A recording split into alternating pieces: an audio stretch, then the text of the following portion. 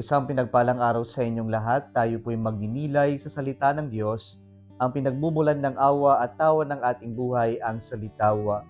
Today we are celebrating the memorial of Saint Cecilia, Virgin and Martyr. She is the patroness of musicians.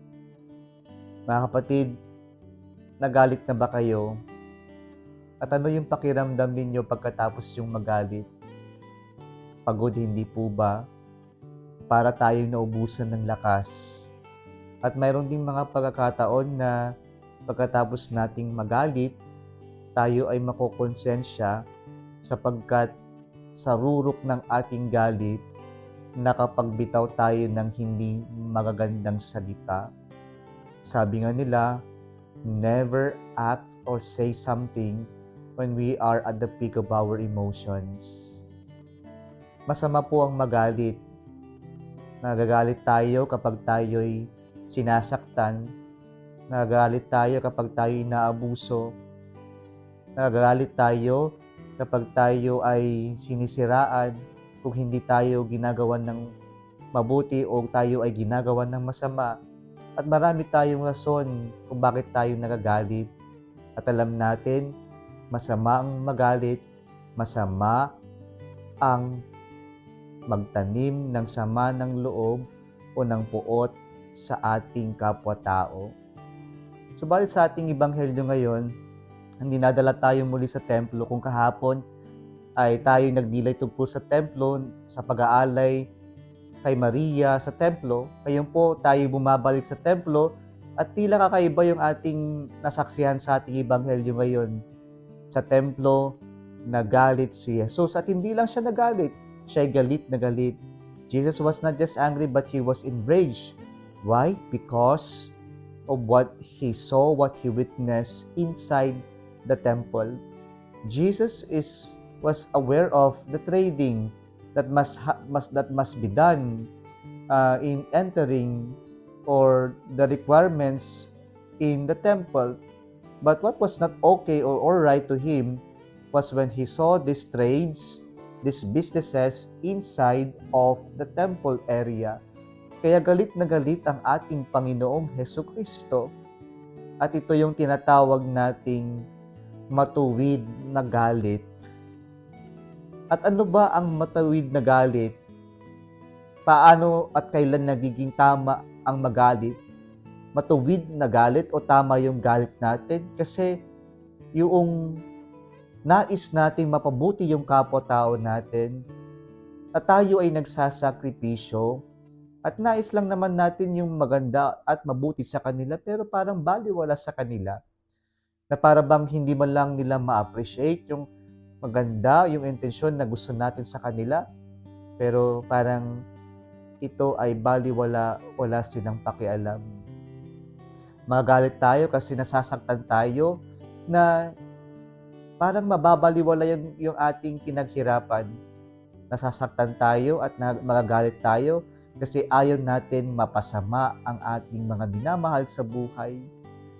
Kaya kapag po pinapagalitan tayo kasi nais lang naman ng ibang tao na mapabuti tayo, wag sana tayong magtatampo. Wag tayong magagalit din o magkikimkim ng sama ng loob nang dahil pinapagalitan tayo ng mga taong mahal natin sa buhay kasi ayaw nila tayong mapasama. Nais lamang nila ay tayo ay mapabuti. At ito yung kinagagalit ng ating Panginoong Hesukristo. Siya ay nagalit sapagkat hindi tama yung ginagawa nila sa templo. At sana ito yung ating maging attitude sa kasamaan. Magalit tayo sa kasamaan.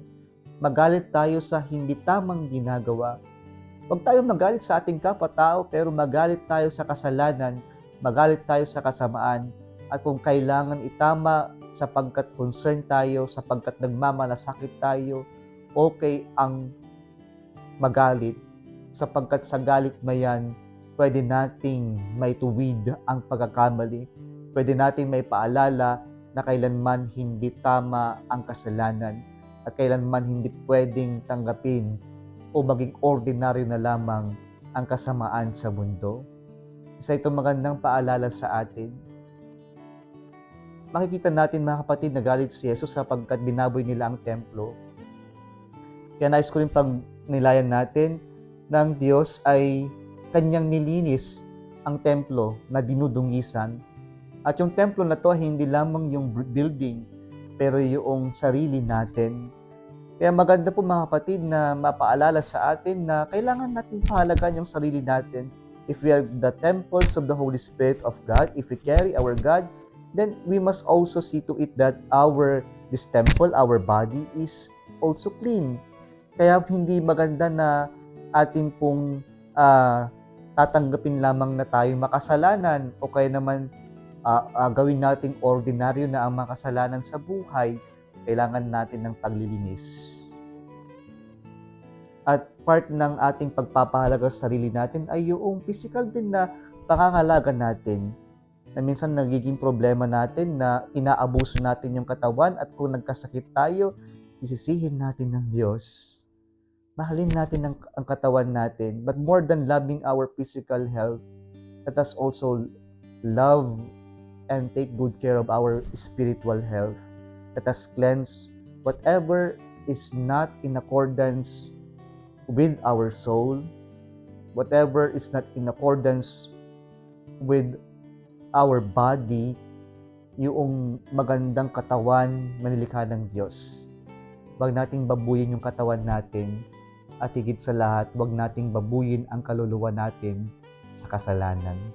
Kung nagustuhan mo ang video na ito, huwag kalimutang mag-like, i-share at mag-subscribe sa Salitawa Facebook page and YouTube channel. Muli isang pinagpalang araw sa inyong lahat.